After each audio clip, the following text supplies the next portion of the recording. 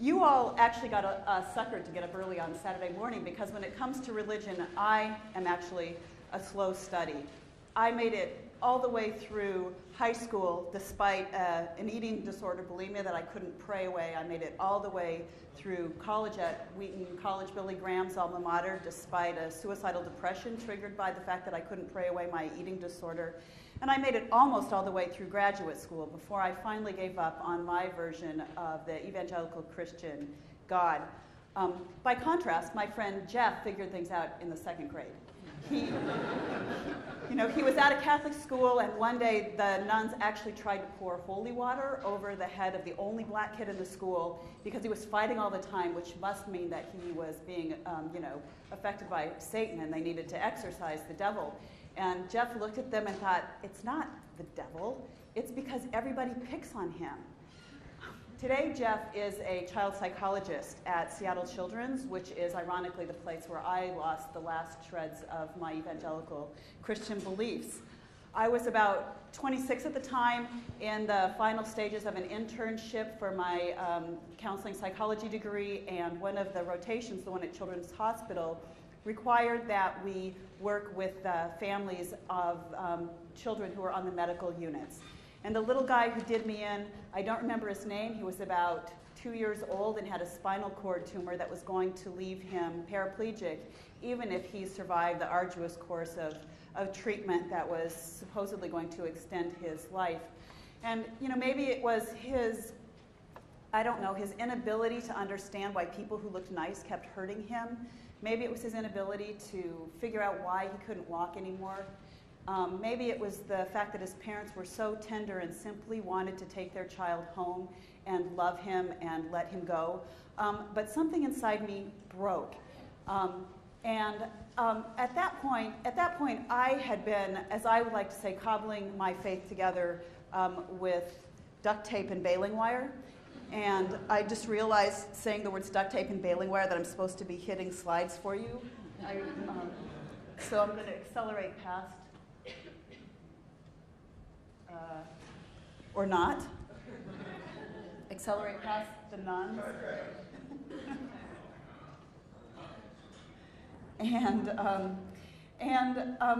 As I said, it felt like that I'd been kind of holding my faith together, evolving a more and more idiosyncratic form of faith as I struggled to kind of hang on to the rational contradictions and moral contradictions that make up evangelical fundamentalism. And I finally, I lost it, and I said to the God in my head, I am not making excuses for you anymore. And it turned out he disappeared. That was all that was left was the wire. So I went on from there and didn't really think about things much until George Bush started turning evangelicalism into public policy, and then I decided I had a thing or two I wanted to say about that. I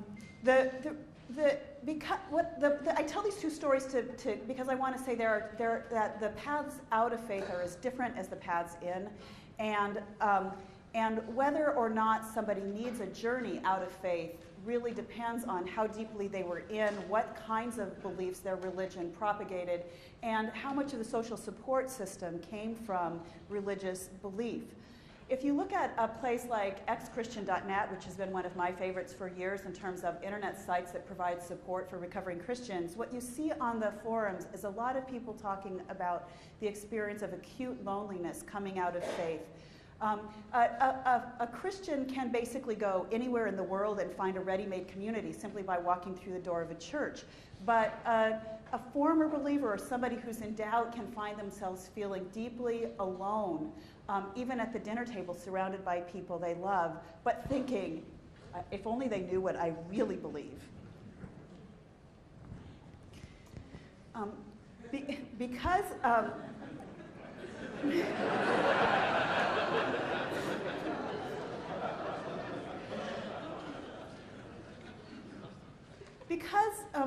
religion can get in so deeply, some of the people who end up feeling the most lonely are people who have been in some form of ministry, and evangelicalism tries to make missionaries out of everybody, but ministers in particular end up feeling completely isolated during the journey out when they first start having questions. because so much depends on it. My friend Rich Lyons, who lives in Seattle, was an apostolic minister in Texas, and when he started having doubts about even peripheral aspects of his faith, like does God really need for women to wear dresses, he ended up losing not only his livelihood and his congregation, but ultimately his wife, his home, access to his daughter. And he arrived in Seattle with the contents of his car and job skills that were 15 years out of date. Fortunately, he got a job by resuscitating some old radio skills that he had, and he now works for a radio station in Seattle and produces a podcast called Living After Faith, which is his way of kind of giving back to people who are on a similar journey to his. And then Richard Dawkins, as many of you know, and others recently kicked off something called the Clergy Project to help people on that journey, so that they had a form of community, because the experience of loneliness and not lacking community is one of the things that has been one of the great barriers to people being able to leave faith. In fact, Marlene Winell tells a story of the few patients that she's lost who went back into fundamentalism. It was simply because they couldn't bear feeling so isolated by religions that shunned them when they started asking questions.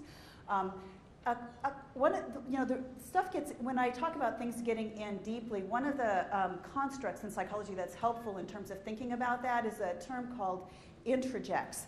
And what happens when we're young, a toddler would play in traffic without even being told to, and so they need constant supervision. But what happens is we create essentially a virtual copy of our parents in our own heads. And then once you've got the copy of your mom in your head saying, don't go out into the street after that ball, then you can be actually left alone in the front yard. The problem is that at some point, having your mom there in your head, or having your preacher there in your head, like say, for example, when somebody really hot has just unbuttoned the top button of your shirt, is not so great anymore. It doesn't contribute to independence. It actually gets in the way. And so people have to do a lot of work excavating the messages that were laid down early in life, things that you kind of don't even realize often are still there. But if you start paying attention, you find out that you're reacting to life or making decisions based on things that were instilled in you before you were even old enough to have the cognitive capacity for questioning.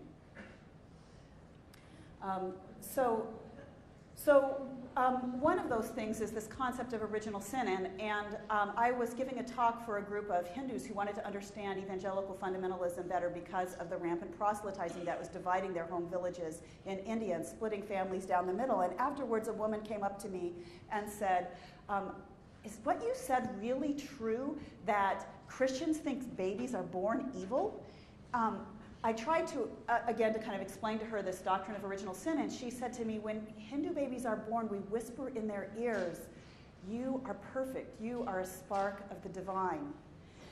That sense in Christianity that we are so defective, that God can't stand us, is something that people struggle often for years or even decades to eradicate. I was working last week next to my friend Alex, who's a carpenter and who used to be a part of a Christian cult, and I asked him, if you were doing a talk on recovery from religion, what would you want to say to people? And he said, tell them they are okay just the way they are.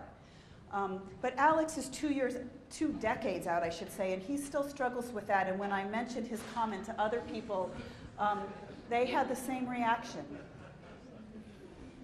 So because it gets in so deep, recovery from religion often requires some kind of a trigger or triggering situation for people to finally kind of get out the door. Sometimes it's rejection or hypocrisy that they see in the church. Sometimes it's a life crisis like a divorce or the death of a loved one. Sometimes people just get a little too personal in their experience of the ugliness in the world. Sometimes the contradictions, the moral and rational contradictions add up and hit a tipping point. And Christians would be shocked if they knew how often people end up leaving because a devoted Christian picked up the Bible and actually started reading it and got a glimpse of all of the atrocities there. But Christianity has an immune system, and or at least that's how I describe it. It's got a built-in set of beliefs and behaviors and things like that that basically inoculate people against information from the outside. When you talk to somebody who is a determined believer, it can feel like you're talking to a wall. I sometimes imagine members of my own family as people who are surrounded by these stainless steel walls with no foothold or handhold, and there's simply no path in. And when I find myself thinking that, I sometimes have not such kind thoughts in response. But the reality is that life does bring along these crisis points that allow people a window of opportunity. And when that happens, it's really important for those of us who are on the outside, for them to already have some sense that we are available, and some sense that there is conversation out there, some sense that there is evidence out there, some sense that there are arguments out there, some sense that there is social support out there. And that is why, for example, Dr. Darrell Ray, who was here yesterday, has started recoveryfromreligion.org and has launched a therapist referral project. He's created a network of social support groups that are kind of self-help or mutual support, as well as kind of other kinds of resources. Marlene Winell, who is a psychologist in the Bay Area, does a lot of writing on this topic, and also has provided both online conversations, long-distance phone conversations, and actual opportunities for people to meet each other in the process. And when I talk about the process, I think there are several stages. In the first stage, people start having doubts, and they've been taught that doubt is from the devil, literally. It's a sign of weak faith. And during the first phase, very often people really ramp up their energy simply to fend off doubt. So they spend more time in church. They may engage in missionary work. They may actually, start working on actually convincing other people that Christianity is true, because if they can convince other people, or whatever religion it is, I assume I know Christianity, and that's why I speak about Christianity. But the idea is that if you can convince someone else, it must be true. During the second phase, then, people become more ambivalent. They sometimes, they start feeling like what they know that what they believe is not true. They may then ramp up reading materials that are confirmatory of their exodus from Christianity, of skepticism, or whatever their journey may be. My friend Garrett Amney, who was the head of the Secular Student Alliance at the University of Washington, said that his parents, when he was in this phase, told him that materials that contradicted their religion were spiritual pornography, is what they called it. And because he was reading pornography, they wouldn't allow him around his younger siblings unsupervised. Now, I have to say, I'm kind of proud, actually, to think of myself as a pornographer of this sort. The only...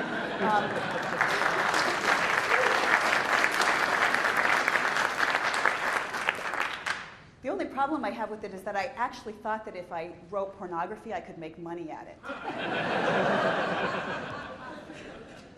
But the bottom line here is that at this point in the game, people really need information. And information is important not just for making the transition, but there's a whole lot of residual bullshit that stays in your mind once you become convinced that faith isn't real. And doubts. I have a friend who's 85. He converted out of Christianity probably 40 years ago, and he's an attorney. He's a very smart man, but as he has now entered a kind of protracted dying process in which he's slowly losing the battle against prostate cancer, he finds those old images of hell coming back up, and he says, I know intellectually it's not true, but what you know is that in your gut doesn't always kind of respond to what your head is telling you, and those messages were in so early and so deep that he's still continuing to struggle with it. When people finally come to terms with their loss of faith, it's not unusual to need to go through a grieving process. Even if Jesus isn't real, or even if kind of whatever you might have believed isn't real, the loss is. Religion provides a host of benefits for people who subscribe. It provides a sense of community, a sense of meaning and purpose, a channel for wonder and joy, and and all of that those are basic human needs that then have to be replaced. So it's normal for people to need to go through a grieving process, regardless of whether what they believed before is true. And again, I want to say, not everyone needs to go through that, but some people do, and it depends on what their experience of religion was. It depends on who they are as a person. Sometimes in that process, people actually do hit a point that they're just stuck. They're stuck in grief. The grief is turning into depression. They're stuck in anger. A lot of Christians are told that anger is a negative, a bad emotion, and so people tend to suppress it. The reality is that anger is an activating emotion. It gives us the energy often to do what we need to do when we wouldn't be able to get over the barriers otherwise. But people coming out of religion often feel like anger is taboo, and if they let it out, it's going to be destructive, it's going to be too big, it's going to be out of control. And unfortunately, learning to express anger in non-destructive ways actually is a process. And so if you don't have any practice the first few times you do it, it may feel out of control and ugly and destructive. And yet that can be the only way to learn how to do anger, how to leverage anger in ways that are actually adaptive, is to begin taking a chance on that process. When people get stuck in anger or depression or grief, whatever it might be, those are the times that they really need something beyond self-help and the mutual support that is available in the secular community. And that's why this project that is about a matchmaking service for people coming out of religion and people who are therapists, trained professionals, is so important. One of the first places that I encountered when I began exploring, engaging on this topic, was a website that's now an archive called losingmyreligion.com. And on the front page of losingmyreligion.com was a poem that I want to read to you because I continue to find it particularly powerful. It's called Awake. I woke up to an empty room. No more angels watching over me. No more demons to be held at bay by the invocation of an anglicized version of a Hellenized version of a Hebrew name. I woke up to an empty room, just a room, 4 walls, ceiling, floor, just a room, nothing more. I woke up to an empty room and embraced the solid air. I woke up to an empty room and knew myself awake. So in those moments of being awake, of being lucid, during the journey out of religion, that's the time that you get to actually, dominant emotions shift from focusing on who you were and what you've lost to being able to focus on the excitement of being out of the box, of thinking about what you want to become. And people deal with that opportunity in all kinds of ways, starting to say, what is enough for me? Tolerating living with unanswered questions. One person wrote, and I've quoted them repeatedly, I'd rather live with unanswered questions than unquestioned answers. The people start figuring out what they want to do in the coming out process. What does it mean to say to other people, I no longer am a religious believer, especially in places where it seems like the whole community is. What do we want to call ourselves? Because there's lots of labels available, and different labels fit for different people. Which values and habits from your religion do you want to retain? And I have to say that I kind of think that there is now, the secular community itself has matured to the point, the movement, that we are beginning to ask some of these same questions of ourselves as a broader community, not just as individuals. So really basic questions like, what's the foundation of our moral structure? Are there moral absolutes? What does it mean to reclaim or to claim for ourselves outside the context of supernaturalism and superstition and woo? What does it mean to reclaim some of the things that are really central to the experience, the deep experience of being human and being a part of the universe made conscious? And then lastly, how do we want to engage in the community around us? How do we create structures that allow us to begin doing some of the really pro-social things that religion has done, like providing paths for philanthropy and engagement in making the world a better place. And I think of Julia Sweeney's comment on letting go of God. If any of you haven't heard it, it's a total must. But one of the things she said is when she realized that there wasn't any God out there, she's like, oh my God, we have to take care of each other. And so thinking about what it means for us to do that, not just as individuals, because we tend to be a bunch of wild cats, but also thinking about what it means to do that as a community. And so I want to stop there and open up for questions. But one of the things I want to just say to you is, regardless of where you are on this journey, you need to give yourself space for it to be a journey, for it to be a process. And the same thing with people around you. And don't assume that because they aren't accepting what you have to say right now, that they're not taking in any of it, that there's not some subterranean change going on. Thanks.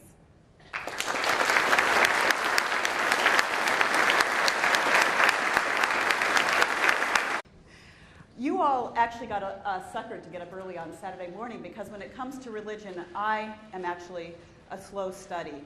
I made it all the way through high school despite an eating disorder, bulimia, that I couldn't pray away. I made it all the way through college at Wheaton College, Billy Graham's alma mater, despite a suicidal depression triggered by the fact that I couldn't pray away my eating disorder. And I made it almost all the way through graduate school before I finally gave up on my version of the evangelical Christian God.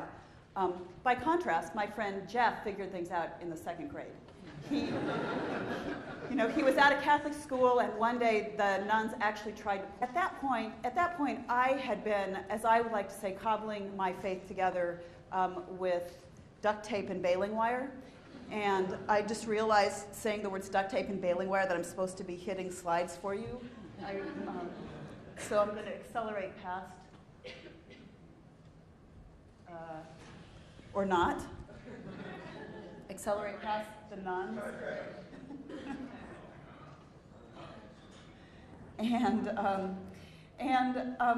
As I said, I'd been. It felt like that I'd been kind of holding my faith together, evolving a more and more idiosyncratic form of faith as I struggled to kind of hang on to the rational contradictions and moral contradictions that make up evangelical fundamentalism.